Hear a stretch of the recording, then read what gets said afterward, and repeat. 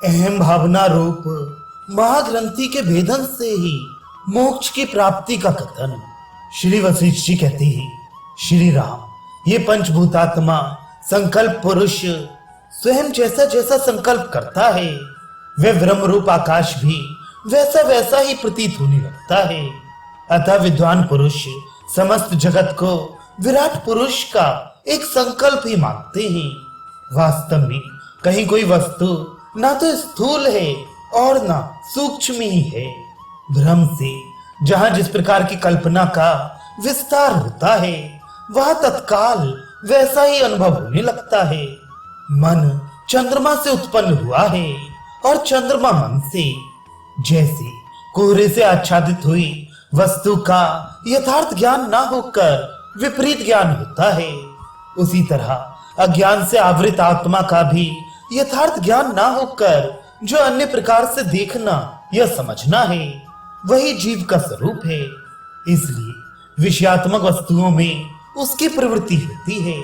वे प्राण और इंद्रिय आदि जड़ वस्तुओं से तादात्म्य भाव को प्राप्त होकर अपने यथार्थ स्वरूप को उसी प्रकार नहीं देख पाता, जैसे जन्मांध मनुष्य मार्ग नहीं देख सकता। जगत के रूप में बड़ी हुई अविद्या शक्ति से आवृत होकर जीव अपने अद्वैत स्वरूप में ही दृष्टा, दृश्य आदि द्वैत की कल्पना करके उसमें अभिनिवेश अर्थात सुदृढ़ आग्रह कर बैठता है।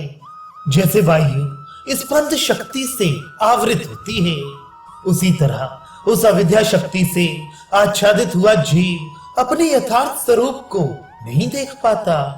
अज्ञान की सबसे बड़ी गांठ है अहम भावना। वे मिथ्या, विषयभूत और असत है। उसका जो भेदन है, उसी को तत्वज्ञ पुरुषों ने मोक्ष कहा है। श्री राम, मनुष्य को सदा ज्ञानी ही होना चाहिए, ज्ञान बंधु नहीं। मैं अज्ञानी को अच्छा समझता हूँ, परंतु ज्ञान बंधु को नहीं। श्री राम ने पूछा, मुनि, ज्ञान बंधु किसे कहते हैं और ज्ञानी कौन बताया जाता है? ज्ञान बंधु होने का क्या फल है और ज्ञानी होने पर कौन सा फल प्राप्त होता है?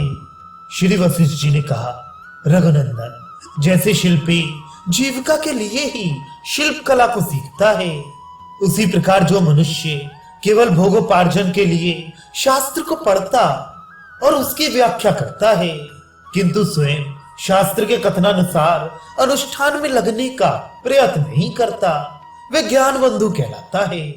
शास्त्रों के अभ्यास से जिसे शाब्दिक बोध तो प्राप्त हो गया है, परंतु विनाशशील भोग व्यवहारों में उनसे वैराग्य आदि के रूप में उस बोध का कोई फल दिखाई नहीं देता।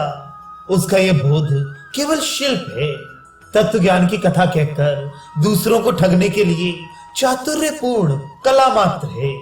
उस कला से केवल जीवन निर्वाह मात्र करने वाला होने के कारण वह पुरुष ज्ञान बंधु कहलाता है। जो केवल भोजन और वस्त्र मात्र से संतुष्ट हो, भोजन आदि प्राप्ति को ही शास्त्र अध्ययन का फल समझते हैं, वे शास्त्रों के अर्थ को शिल्प कला के रूप में धारण करने वाले हैं। ऐसे पुरुषों को ज्ञान बंधु जानना चाहिए। तत्वज्ञ पुरुष परमात्म ज्ञान को ही ज्ञान मानते हैं। उससे भिन्न जो दूसरे दूसरे ज्ञान हैं, वे ज्ञान आभास मात्र हैं, क्योंकि उनके द्वारा सार तत्व पर ब्रह्म परमात्मा का बोध नहीं होता। जो परमात्म ज्ञान को ना पाकर अन्य प्रकार के ज्ञान लेश की प्राप्ति से ही संतुष्ट हो, लौकिक सुख के लिए कष्ट साध्य चेष्टाएं किया करते हैं, वे ज्ञान बंधु माने गए हैं। मनुष्य को चाहिए कि इस संसार में आहार की प्राप्ति के लिए शास्त्रानुकूल अनिंद्य कर्म करे। आहार भी उतना ही करे जितने से प्राणों की रक्षा हो सके। प्राण रक्षा भी तत्व ज्ञान की प्राप्ति के लिए ही करे। तत्व ज्ञान की इच्छा सबके लिए अत्यंत आवश्यक है, जिससे फिर कभी जन्म मरण आदि दुखों की प्राप्ति ना हो।